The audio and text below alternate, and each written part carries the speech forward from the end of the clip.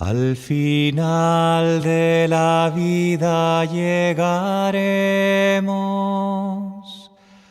con la herida convertida en cicatriz.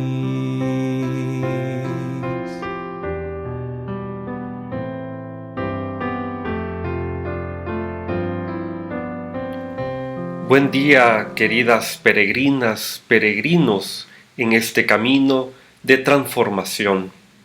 Hoy vamos a seguir meditando en este tercer día de nuestros ejercicios espirituales y vamos ahora a un segundo escenario acompañando a Íñigo de Loyola.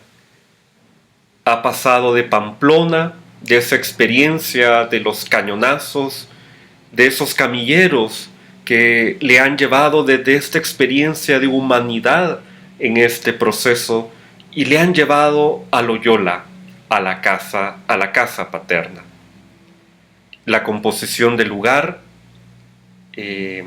mi capilla de la conversión, la habitación donde San Ignacio sufrió varias operaciones y vivió su recuperación, pasó de ser un aposento más de la casa a ser su capilla de conversión.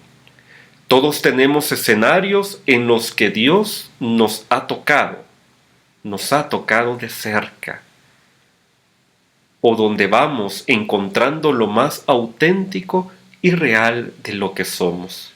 ¿Cuáles son los tuyos? La gracia que vamos a pedir: Señor, dame conocimiento de mis luchas internas, de esas tensiones entre los deseos y la realidad que se me impone.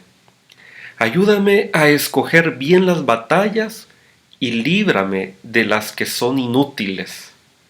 Que podamos tener discernimiento en ello.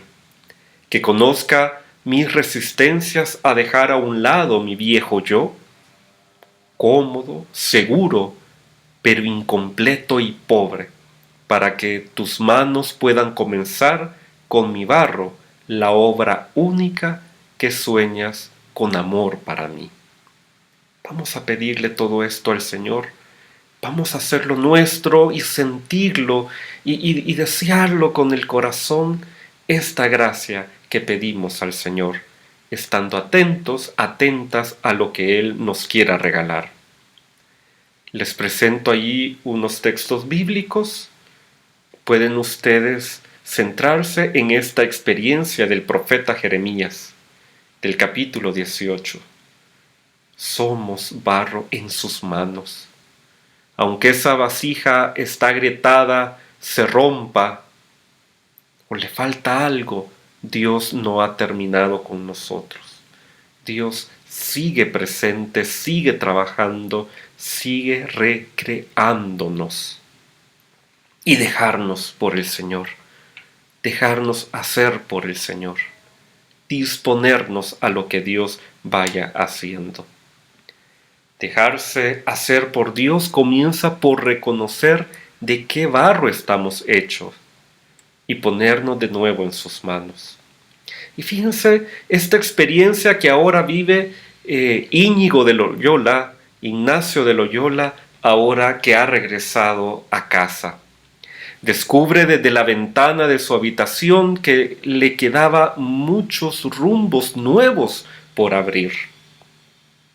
Como él ya tenía un proyecto, ¿verdad?, se había cerrado a todas las otras posibilidades y se había olvidado incluso de sus propias capacidades, de todo lo que podía emprender, porque ya, este es mi camino, me quedo con esto, no, ya esto y ya, ¿verdad?, no más. Y cuesta seguir, ¿verdad? Y bueno, a veces la realidad uno se encuentra con ciertas dificultades. ¿Por qué no las podemos superar? ¿Qué ayuda necesitamos para comenzar de nuevo? ¿Verdad? Esto es lo que hemos venido meditando y vamos a irlo concretizando un poco más, reflexionando sobre lo que sucede en nosotros. Íñigo interioriza y lleva hasta el corazón de su vida aquello que le llena su imaginación Él quería seguir siendo ese caballero que quería conquistar a la princesa del reino. Descubre la diferencia entre lo que le llena y lo que no. Porque al final se da cuenta que ya ese imaginario, eso, ya no le dice nada. Ya no le lleva a ningún lado, ya lo deja como seco. Y él empezó a darse cuenta de eso que sentía en su corazón. Le puso atención a ello. Y eso es una invitación también para nosotros. Él desea ser testigo de Dios ahora. Ya no por lo que encuentra en los libros, no habían esos libros de caballería que él quería, sino que una vida de Jesús y una vida de los santos. Y por eso él quiere estar ahora en primera fila, como esos santos que se pusieron ahora a servicio del Rey eterno. Íñigo actúa. No basta con apreciar el cambio al conocer a Dios.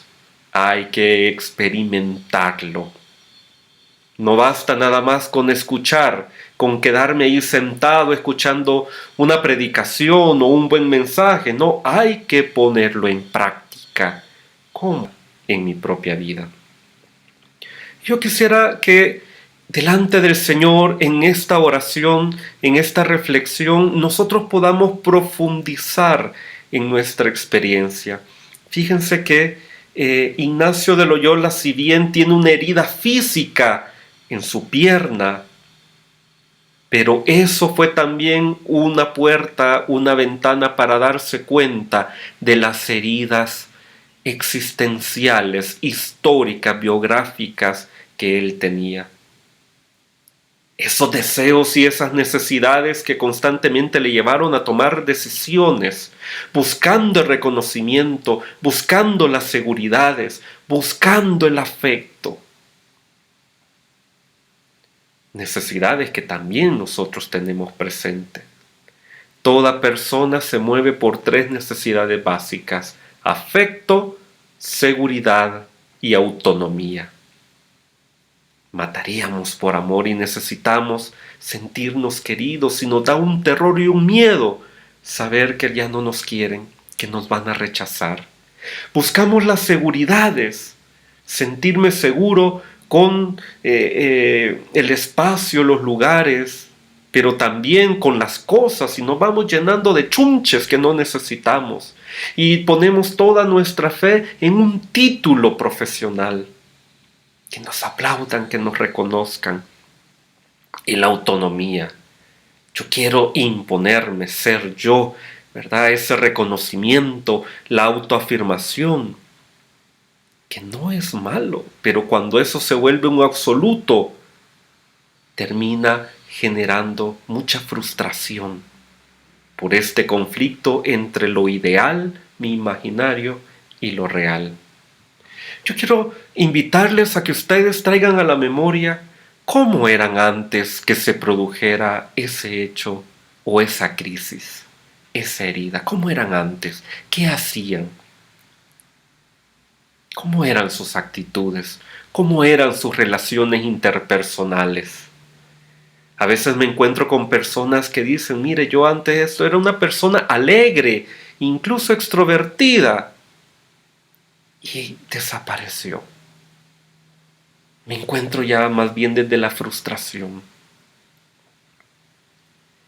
Y poder también traer a la memoria esa ruptura, ese hecho, ese cañonazo que se rasgó en mí. ¿Qué fue realmente lo que yo sentí que en mí desapareció? Se fragmentó. Y frente a esa realidad, profundicemos. ¿Qué se reveló de ti? ¿Qué estas situaciones internas?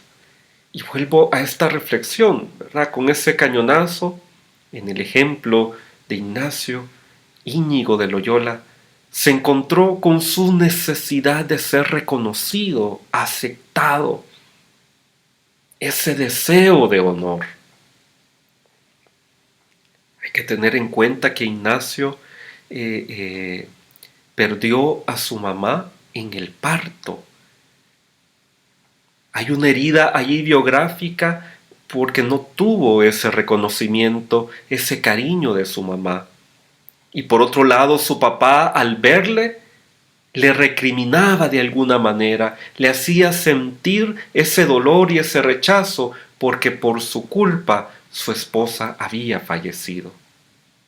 De tal manera que se encontró entonces siempre frente a esa necesidad de ser reconocido, aceptado, amado, incluso perdonado. A lo mejor ya adulto se da cuenta que él mismo no se perdona. ¿Qué necesidades, deseos, miedos y fragilidades descubres? Identifica. ¿Hay resistencias a aceptar lo sucedido y cambiar? ¿En qué etapa del duelo nos encontramos? ¿Negación, negociación, rebelión, depresión o aceptación? Y me refiero a estas etapas del duelo. Hay personas que se pueden encontrar, y explico un poco esta teoría de Elizabeth Kübler-Ross. Ella presenta las 5 etapas del proceso de duelo ante una pérdida, ante una ruptura. Y nos podemos encontrar en esta primera etapa de negación. Niego lo sucedido. Ignacio se hace operar una segunda vez porque su pierna no quedó y entonces no va a ser él el caballero que esperaba. Quedó inválido para siempre. Se rompió toda la imagen que tenía de sí mismo y quería entonces recuperarla. Y este proceso de negación es una manera de decir, ¿y por qué me pasó a mí? ¿Por qué yo? ¿Cómo es posible que esto me haya sucedido a mí?